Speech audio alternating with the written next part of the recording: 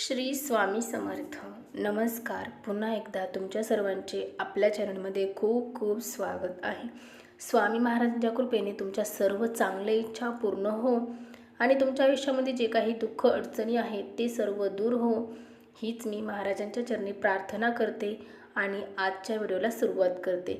तर पहा, अर्थातच आपलं नवरात्र चालू झालेलं आहे. तर या नवरात्रीमध्ये कुलदेवीची ओटी का भरावी, कशी भरावी आणि देवीची ओटी भरायचे महत्त्व काय आहे, तर या संदर्भातच आज आपण व्हिडिओ पाहणार आहोत.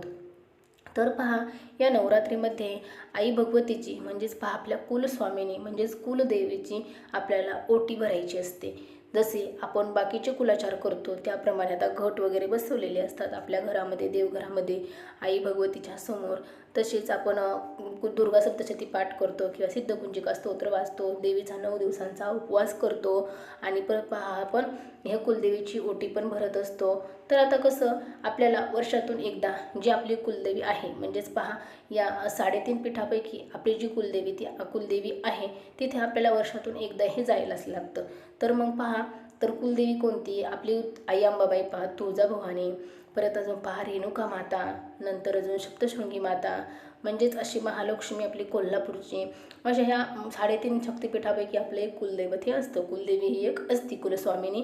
आणि जसे आमची तुळजापूरची तुळजाभवानी आहे तसं आम्हाला वर्षातून एकदा तिथं गेलं पाहिजे. आपल्या आई भगवतीचा म्हणजेच पहा आपल्या कुलस्वामिनीचा आपण सर्व सन्मान केला पाहिजे पहा.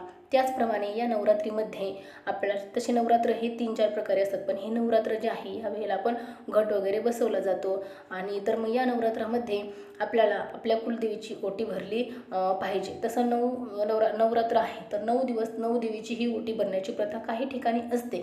पण पहा आपल्याला आपल्या कुलस्वामिनीची कुलदेवीची तरी ओटी आपल्याला या नवरात्रामध्ये भरायची आहे. तर मग आपण पहा ओटी का भरावी, तर मी आधी तुम्हाला सांगितलं की आपल्याला आपल्या कुलदेवीची ओटी ही वर्षातून एकदा म्हणजे कुलदेवीच्या आपल्याला जिथे आपली कुलदेवी आहे तिथे आपल्याला जाऊन एकदा तरी वर्षातून आलंच पाहिजे. आणि आपण नवरात्रीमध्ये जरी ओटी भरली तरी आपण तीच ओटी आपण जेव्हा आपल्या कुलदेवीला जाऊ तेव्हा आपण कुलदेवीला पण ती ओटी तशीच घेऊन जाऊ शकतो. तर पहा कुलदेवीची ओटी कशी भरावी त्या संदर्भात आपण पाहूया. तर कुलदेवीची ओटी भरताना आपल्याला एक साडी घ्यायची. पहा आपण देवीला जी साडी घालतो तशी एक साडी जरीची वगैरे घेतली तरी पण चालेल किंवा आपल्यासारखी 6-9 शक्यतो किंवा 6 घेतली तरी चालेल, फक्त जरीची अशी एकदम सुंदर साडी घ्यायची आहे पहा आपल्याला. आणि त्यावरती एक आपण म्हणतो खणा नारळाने ओटी भरायची. त्याप्रमाणे एक आपल्याला पीस घ्यायचा आहे म्हणजेच एक खण घ्यायचा आहे आपल्याला, एक साडी, परत त्याच्यावरती एक खण घ्यायचा आहे म्हणजेच आपल्याला एक पीस घ्यायचा आहे. 1-2 वाटी आपल्याला त्याच्यावरती तांदूळ घ्यायचे आहेत आणि तांदळावरती आपल्याला एक श्रीफळ घ्यायचं आहे. आणि श्रीफळवरती तुम्हाला जर वेणी भेटली तर पहा आपल्याला एक वेणी, शेवंतीच्या फुलांची वेणी वगैरे असते पहा, ती भेटली तर ती, किंवा गजरा जर भेटला तर गजरा. आणि आपल्याला अजून एक फळ म्हणून केळी, सफरचंद म्हणजे जे आपल्याला अवेलेबल फळ होईल आपल्याकडे जे फळ आपल्याला आहे ते एक आपल्याला फळ घ्यायचं आहे. परत अजून पहा आपण 5 प्रत्येक वेळेला आपण म्हणतो ओटी पूर्ण कशी होती, खारीक, हळकुंड, सुपारी, बदाम, खोबरं हे जे असतं ना हे 5 प्रकारचं ते आपल्याला घ्यायचं आहे त्यामध्ये. आणि हे झालं मेन आपल्याला की ओटी भरताना आपल्याला साहित्य काय लागतं. तर पहा हे जे साहित्य ठेवलेलं आहे ना आपल्याला साडीपासून सुरुवात करायची आहे. साडीला अगोदर हळदी कुंकू लावून घ्यायचं आहे, पिसाला पण हळदी कुंकू लावून घ्यायचं आहे. त्यानंतर आपण श्रीफळ ठेवलं आहे त्यावरती हळदी कुंकू, आपण तांदूळ जे अक्षता ठेवलेले आहेत म्हणजे तांदूळ ओटी भरताना त्याच्यावरती सुद्धा आपल्याला हळदी कुंकू अर्पण करायचं आहे. आणि नंतर आपण फळ किंवा मग हे जे ओटीचं 5 साहित्य घेतलेलं आहे त्यावरती पण. आणि आपल्याला दक्षिणा ठेवायची आहे पहा, दक्षिणा हे मेन आहे. पण आता आपल्याला 16 शृंगारपैकी पण आपण काही वस्तू ठेवू शकतो जे पहा आपल्याला या नवरात्रीमध्ये आपण कसं म्हणतो नटणं मुरडणं या सर्व गोष्टी चालू असतात. तसंच पहा देवीला सुद्धा आपण 16 शृंगार ठेवू शकतो. मग तुम्ही मेहंदीचा कोन, नीलपेंट, आपण पहा बांगड्या ठेवू शकतो. अजून असं भरपूर साहित्य जे आहे आपण सिंदूर या जे आहे ना 16 शृंगार हे आपण ओटीमध्ये ठेवू शकतो.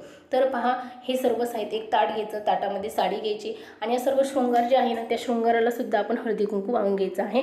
आणि त्यामध्ये आपण तांबूल पण ठेवू शकतो म्हणजेच एक विडा, पहा विडा खायचा जो विडा असतो तो विडा पण आपण त्यामध्ये ठेवू शकतो. अशा प्रकारे आपल्याला सर्व ओटीचं सामान एका ताटामध्ये, साडी मी आधी सांगितलं त्याप्रमाणे, परत खण, परत थोडेसे तांदूळ, परत त्याच्यावरती श्रीफळ, परत आपल्याला फळ घ्यायचं आहे. श्रीफळवरती आपल्याला जर गजरा, वेणी वगैरे भेटली तर, नाही गजरा भेटला, नाही वेणी भेटली तर आपण साधे फुलं वगैरे घेऊ शकतो.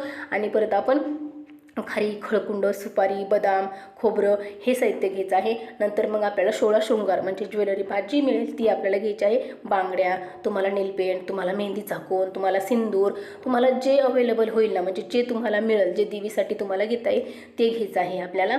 आणि ते सर्व साहित्य आपल्याला काढून घ्यायचं आहे. त्यालासुद्धा तुम्ही हळदी कुंकू लावायचं आहे आणि हे सर्व एका थाटामध्ये घ्यायचं आहे. मग पहा, आता तुम्ही घरामध्ये कुलदेवीचा पहा म्हणजे घट वगैरे बसवलेला असेल, आपली जी कुठली कुलदेवी आहे ती आपल्या देवघरामध्ये फोटो असतो, टाक असतो, आपण तिथं आपल्या देवघराच्या समोर बसायचं आहे. हे सर्व साहित्य घ्यायचं आहे. आणि हे सर्व साहित्य आता आपल्या कुलदेवीच्या समोर, आता कुलदेवीचं आपल्या घरातच कशी ओटी भरावी त्या संदर्भातच आपण माहिती पाहत आहोत. आणि किंवा आपण जर हे देवीच्या म्हणजे ग्रामदैवाच्या ठिकाणी गेलो तर तिथे आपल्याला असं करायचं आहे. तर ते ताट जे आहे आपल्या छातीपाशी धरायचं आहे. आपल्या डोक्यावर पहिला पदर घ्यायचा आहे आणि आपल्या छातीला 3दा ताट लावायचं आहे. आणि अगोदर आपल्याला नवर्ण मंत्र म्हणायचा आहे. ओम ऐं ह्रीं क्लीं चामुंडाय विच्चे हा मंत्र म्हणायचा आहे. आणि नंतर आपल्या देवीचा आपल्याला जय जयकार करायचा आहे. तर कसा जय जयकार करायचा ते आपण पाहूया. उदयोस्तु श्री महाकाली महालक्ष्मी महासरस्वती राजराजेश्वरी आई साहेब श्री अंबा माता की जय, श्री अंबा माता की जय, श्री अंबा माता की जय.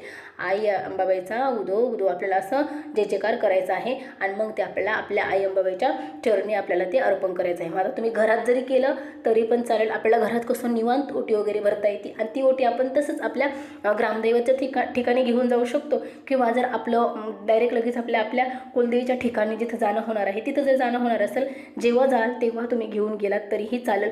किंवा ग्रामदैवत जे आहे, आता प्रत्येक गावामध्ये प्रत्येक देव हे असतात, देवी असते, देव असतात, सर्व देव असतात. त्याप्रमाणे जिथं असेल आसपास आपल्या तिथं आपण घेऊन गेलो, तिथं गुरुजींकडे दिलं तरी पण चालेल. आता नवरात्रात नाही, आता नवरात्रात घरात ओटी भरली, आपण नंतर गेलो देवीच्या मंदिरात तिथं जरी नंतर दिली तरी पण चालेल. किंवा आत्ता जरी दिली ना आपण घरामध्ये ओटी भरून किंवा आपल्या कुलदेवतच्या ठिकाणी गेलो, जिथे कुलदेवत आहे आपलं तिथे गेलो तरी पण चालेल.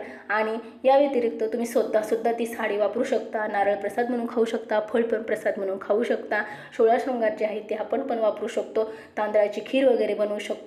अशा प्रकारे पण आपण करू शकतो. आपण मान तर दिलेला आहे त्यामुळं आपण स्वतःसुद्धा ती साडी वगैरे आपण वापरू शकतो. अशा प्रकारे पण आपण करू शकतो. किंवा आपण ग्रामदैवतच्या ठिकाणी जाऊन देऊ शकतो किंवा कुलदैवतच्या आपल्या जिथं कुलदैवत आहेत त्या शक्तिपीठावर पण आपण जाऊन हे देऊ शकतो. अशा प्रकारे आपल्याला आपल्या कुलदेवीची ओटी भरायची आहे. आता कुलदेवीची ओटी भरायचे नियम म्हणजे असे काही नाही. आता कारण आता नवरात्र चालू आहे तर तुम्ही या नवरात्रामध्ये कधी पण ओटी भरू शकता. त्यातली त्यात तुम्ही मंगळवार शुक्रवार तर फिक्स भरू शकता. नियम म्हणजे मंगळवार शुक्रवार भरू शकता. त्यातली त्यात परत सप्तमी, अष्टमी, नवमी या दिवशी तर आपण आवर्जून या कुठल्याही दिवशी आपण ओटी भरायची आहे. म्हणजे वेगळे असे नियम कुठले नाही आहेत, पण तरी पण आपण या दिवशी ओटी भरू शकतो. आणि किंवा नंतर नाही तर मग पौर्णिमेला वगैरे आपण ओटी भरू शकतो. पण या दिवसांमध्येच भरा. मंगळवार शुक्रवार किंवा सप्तमी, अष्टमी, नवमी या दिवसामध्ये बरं तुम्ही नक्की ओटी बघा म्हणजे ओटी भरा. कारण या दिवसांमध्ये ओटी भरलेली खूप खूप चांगली असते. आपल्या कुलदेवीची आपण कुलदेवीचा मानसन्मान केलेला खूप चांगला असतो. आपण जेवढा आपल्या कुलदेवीचा मानसन्मान करू तेवढं आपले कुलदेवी आपल्या कुळाचं रक्षण करत असते. म्हणजेच आपल्या घरात म्हणजे आपण गुरुची सेवा ज्याप्रमाणे करतो, एक वेळ असं म्हटलं जातं की ना आपण गुरुची सेवा तर करतो, फक्त गुरुची सेवा करून आपलं भागत नाही, म्हणजे आपलं सर्व व्यवस्थित होत नाही. त्यामुळे आपल्याला आपल्या कुलदेवीचा कुलदैवतचा आणि कुलदेवीचा हा मानसन्मान आपल्याला करावाच लागतो. त्यामुळं आपल्याला कुलदेवीची ओटी पण नक्की त्यातली त्यात भरायची आहे. आता आपण कुलदेवीची ओटी भरल्याने सुद्धा आपल्याला नवरात्रीचं किंवा आपल्या आई भगवतीचा आपल्याला आशीर्वाद मिळत असतो. तर चला मग आजच्या व्हिडिओमध्ये एवढंच होतं की नवरात्रीत आपल्याला कुलदेवीची ओटी का भरावी, कशी भरावी आणि ओटी भरायचे नियम काय आहेत या संदर्भात आपण आजचा व्हिडिओ पाहिलेला आहे. चला तर मग आजचा व्हिडिओ इथेच थांबवूया आणि झालेली सेवा महाराजांच्या चरणी अर्पण करूया. आणि तुम्हाला जर व्हिडिओ आवडला असेल तर नक्की व्हिडिओला लाईक करा, शेअर करा, चॅनलला सबस्क्राईब करा. चला तर मग पुन्हा भेटू अशाच नवीन छान छान माहितीपूर्ण व्हिडिओसोबत. तोपर्यंत श्री स्वामी समर्थ, जय जय स्वामी समर्थ.